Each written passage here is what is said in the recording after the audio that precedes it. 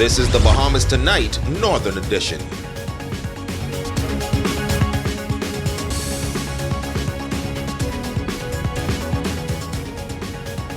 Good evening, Bahamas. I'm Shashina Rowe-Parkinson. As always, it is so great to have you with us. Topping news, Prime Minister the Most Honorable Dr. Hubert Minnis expressing optimism that the country will successfully manage the second wave of the COVID-19 pandemic, even though numbers continue to rise. The Prime Minister using his national address on Sunday to remind Bahamians to adhere to all health and safety protocols in order to limit the spread of the virus. Jamila Mizik reports.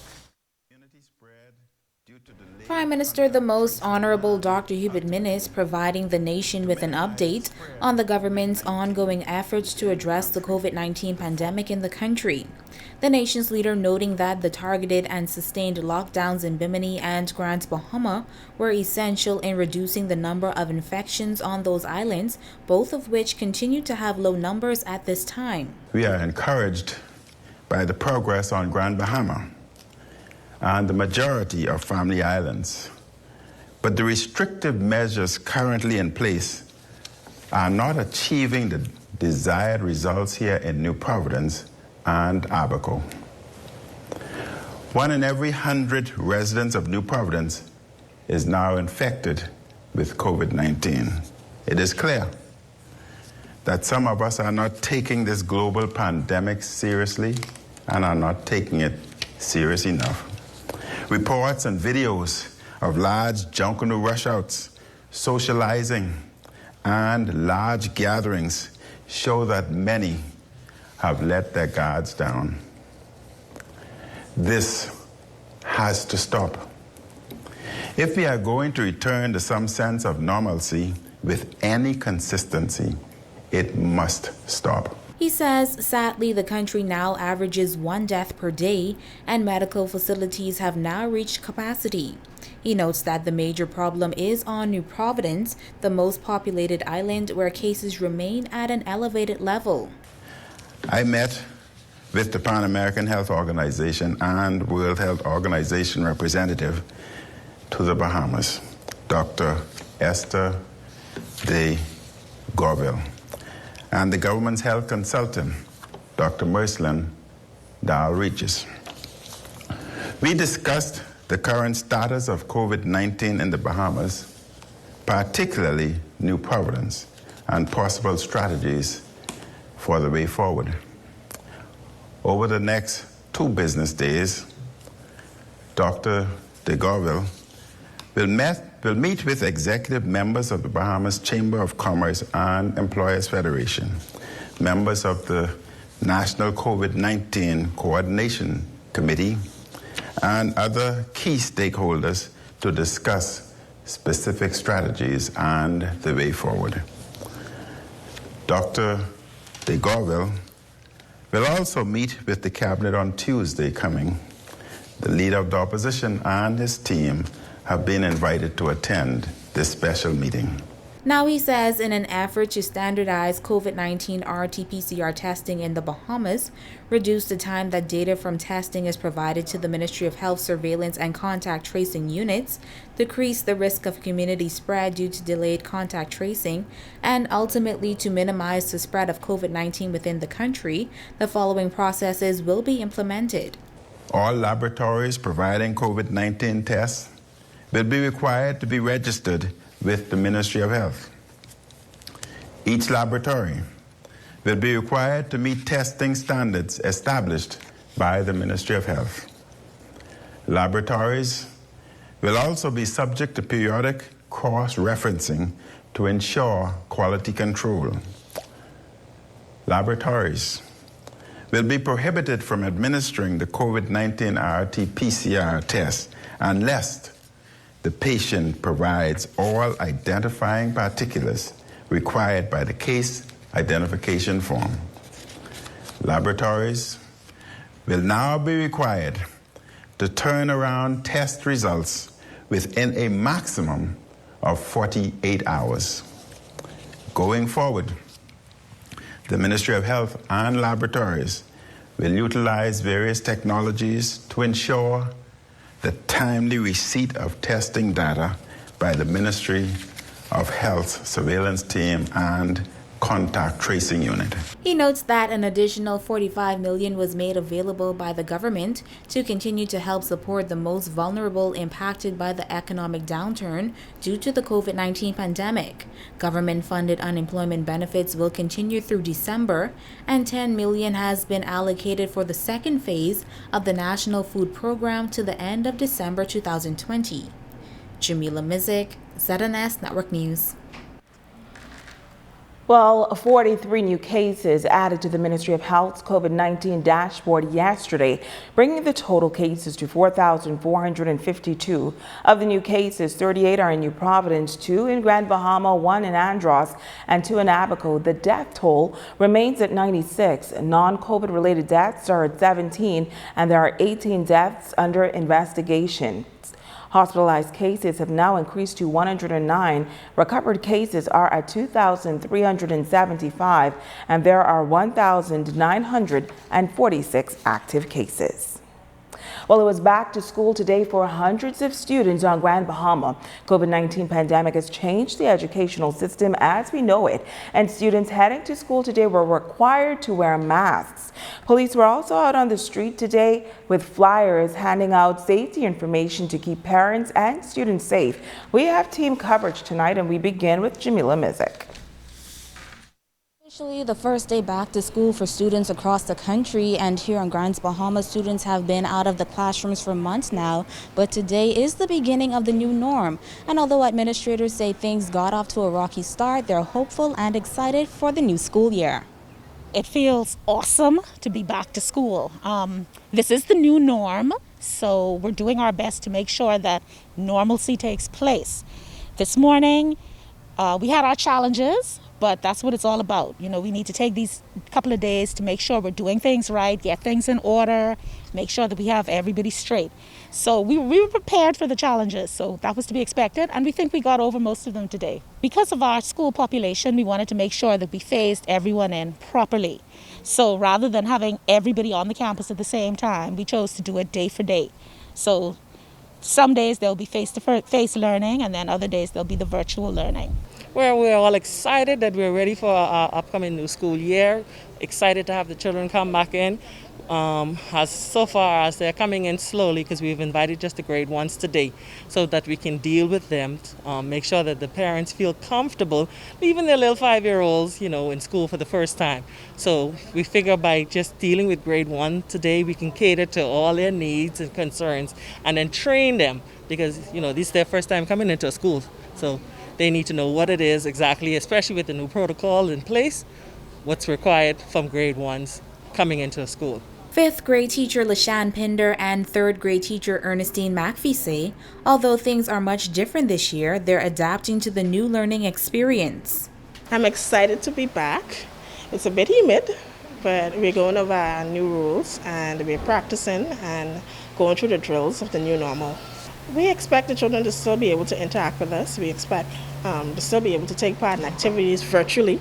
We're going to be using a lot of technology, and it's going to be different, but we can still try and make it fun and exciting for the students. Being home for all those months, I was ready to come back. I really was ready to come back, and I'm excited to see the children this morning, even though I only have, five here in the classroom. I have 16 on my list, but 5 showed up, so whoever shows up, I'm going to work with them. I am expecting to learn some things, me personally, because as you may see, I am old school. Being in the system for many years, and so the technology is all new for me. So I am expecting to learn as the children learn. I'm expecting to learn, how to do some new things dealing with the technology that will help the children, to grasp whatever concept we're trying to do, whether it's virtually or face-to-face. So I'm prepared to take on the challenge. Now also on hand to welcome the students back to the campus were officers of the Royal Bahamas Police Force. Superintendent of Police Teresita Pinder says officers were present at every school in Grand Bahama. We know that the schools are transitioning into virtual learning, And we know the process, it seems a little bit more difficult than the usual. So we saw fit to be here, make our presence felt, to assist the Ministry of Education in making sure the transitioning is much smoother. What we're actually doing is that we're making sure that the persons coming into school, there's no violence, persons are adhering to the COVID-19 restrictions. We're also giving out pamphlets, flyers, making sure that the students are wearing their face mask and they're aware that they should always sanitize or wash their hands and to stay a certain distance away from each other. In doing that, we are assisting in making sure that we all making through this pandemic. Well, that's a look at opening day for schools in the Freeport district. We'll now turn to our Jay Philippe, who gives an update on opening day for schools in the Western district. For the first day of class here in the Western district, we visited a number of schools: Bartlett Hill, Martintown, Holmes Rock Primary, and also West End Primary. In addition, 8 Mile Rock High School. A point of emphasis this year is ensuring that teachers and also the students are in a safe environment. First day of school, ready to learn something new. Good morning, grade 10, and welcome back to a lovely year. How many of you are ready to start the school year? All right, I know we got off to a bit of a rough start. However, I want to refresh and remind you of this year's protocols. How many of you know what the exact social distance measure is? 6 feet, very good. So this year we're going to be 6 feet apart everywhere you go. In the classroom, outdoors, lunch times. Now this year, as planned, we are going to remain homeroom based except for... This is indeed an exciting day for all of us here. We've been planning for a while to get this day going, to make sure that all our protocols are in place. This is indeed unprecedented in terms of the pandemic that's affecting all of us.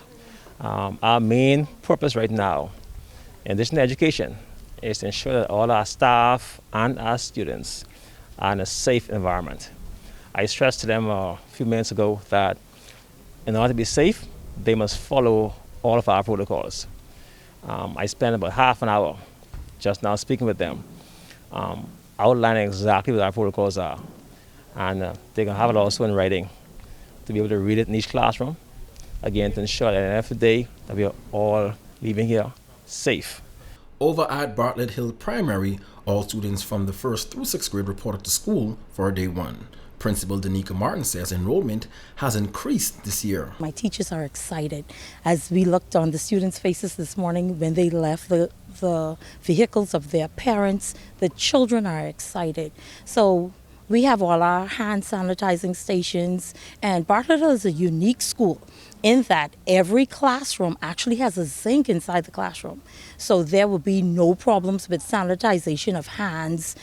We have all of our soap dispensers and everything ready for the use of the teachers and the students. She says the decision to have all students on campus for day 1 was supported by parents and teachers. Bartlett is a very large school when we look at space. The numbers for our class sizes, they are very small considering the space that we do have. As a result, the decision was made for us to go face-to-face because we can actually socially distance our students and accommodate all of them at the same time. Martintown Primary had a quiet first day as only 2 grade levels were required to report to school. Principal Leslie Newton. Today we have grades 2 and 4 in. Tomorrow we'll add to that 2 and 4, we'll add 3 and 6. And Wednesday we will have 2, 4, 3, 6 intervention and preschool. So everyone will be in by Wednesday. And we did this so that we can see how the flow works. So at the end of today, we're going to sit down and we're going to rethink what we did. So by tomorrow, with more children coming in, we'll be able to change our plan if we have to. At Holmes Rock Primary, newly appointed Principal Lillian Walker says the small class sizes complement the student-teacher ratio, which makes it easier to monitor the students. She also adds that both teachers and students were thrilled to be back in the classroom. Parents are excited, the students are here, not all of them are present, but we see that they are observing the protocols within the classroom. Teachers are well prepared, they have their sanitization stations in the classroom near the door. Students are observing their 3 feet distancing. While at play, they're being monitored by teachers who are looking and observing at a distance and offering advice as to how they play. But we're expecting great things. Even though COVID is here, we have to live with it. And so we will try our best. We do expect some challenges, but we will work them out each day, each step of the way. But we need to get our children educated. The last stop of the day, West End Primary, where students could be seen engaged in the class. Principal Navidia Mills says it's a great feeling to be back in school. Students, having been out of school for so long, were very excited to return to school. And we had a group of them that were here even before 8 o'clock this morning. At our security gate, we have a tent set up just for a little comfort from being in the sun. We have a hand sanitizer there as well as our temperature gun to check temperatures as they come in the morning. And that goes for the staff as well. We have markings to indicate the distance that they should practice, which is the 6 feet apart. And around the schools, we have put up some signs that are also 6 feet so that they would know.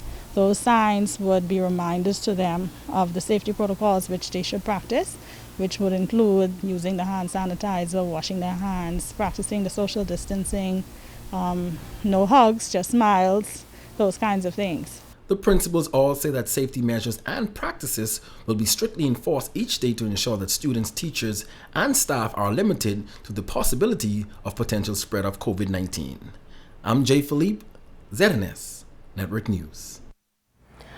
Well, District Superintendent of Education in Grand Bahama, Ivan Butler, toured the West District on day one of the new academic year. Butler says while it is great to see that schools have officially opened, it's important that the safety of the students and teachers are given top priority. Let me say that I've visited the West End Primary and the Holmes Rock Primary, and now here at the 8 Mile Rock High School. And that is only to lend support to the principals and administrators and to ensure that all of our protocols, all of the Ministry of Education, Ministry of Health protocols are being adhered to during this time. And let me also say that I'm very pleased with what has taken place thus far today. I'm sure the same process is being done at our schools in the Freeport area, but our kids have been showing up to school. We have all our teachers have reported to work. So we got off to a very good start today for this first day back to school for our students.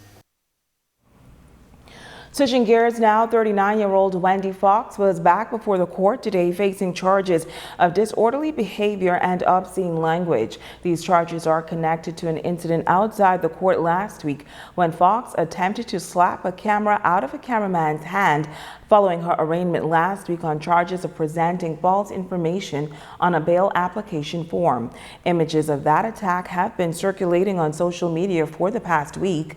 Appearing before Deputy Chief Magistrate Debbie Ferguson today, Fox, a Gambier Loop resident, pleaded guilty and was fined $175 or 3 months behind bars. Meantime, Olivia Clark, age 25, of Sunset Subdivision, also appearing before Deputy Chief Magistrate Debbie Ferguson today. Clark was arraigned on 2 counts of stealing by reason of service and 2 counts of acquisition of proceeds of crime. She pleaded not guilty and was remanded to the Bahamas Department of Correctional Services until trial, which is set for February of next year. Police say these charges relate to 2 matters reported in Abaco, where monies were allegedly exchanged for the purchase of vehicles that the complainants never received.